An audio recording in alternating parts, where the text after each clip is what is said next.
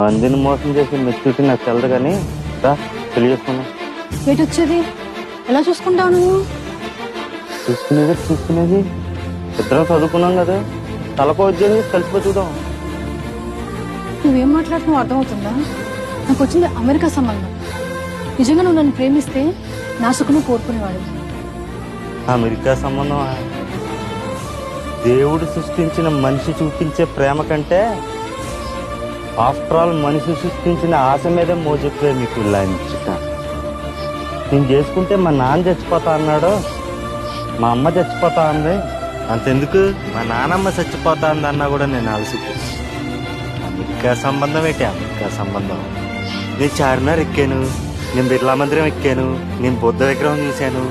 అలా ఉన్నాయి నీ పిల్ల పూక మాటలు. నువ్వు నేను ఆ రోజు అన్నాను, ఏమన్నాను ఆ రోజు? వేసుకుందారే అన్న. వేసుకుని ఉంటే అయిపోయింది.